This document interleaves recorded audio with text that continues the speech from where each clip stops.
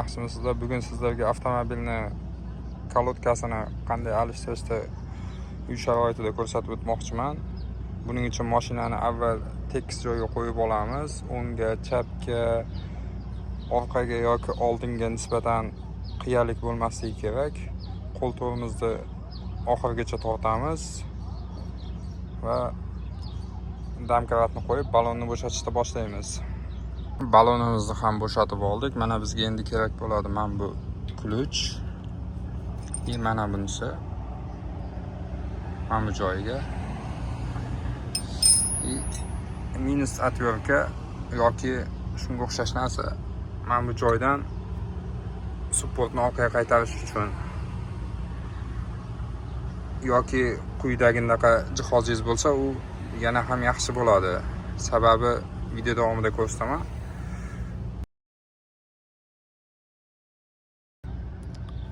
Supportni eski kalotkani olmasdan bosgan afzal deb aytishadi. Sababi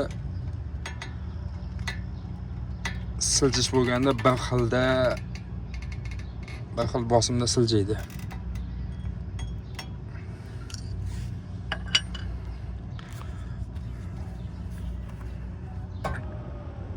Kalotkani eskilarini olganingizdan keyin o'rnida mana bunaqa temiri bor. Buni olib tashlab, o'rnini mana bu joyini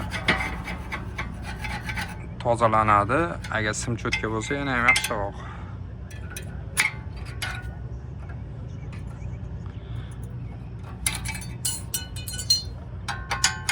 Tepasida unchalik chang bo'lmaydi. Sababi qum pastga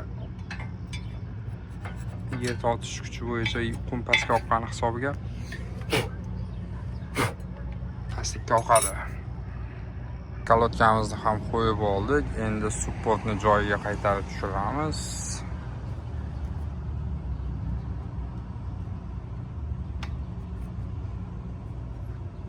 Mana bu bolotni yechib, ozgina mana bu rezinkani qaytarib joyiga to'g'rilab qo'yamiz.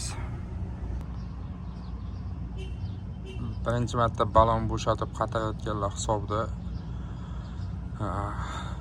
hech qachon qatarishda ketinma-ketinlikda harakat qilmanglar. Bu balonni noto'g'ri qatishga olib keladi.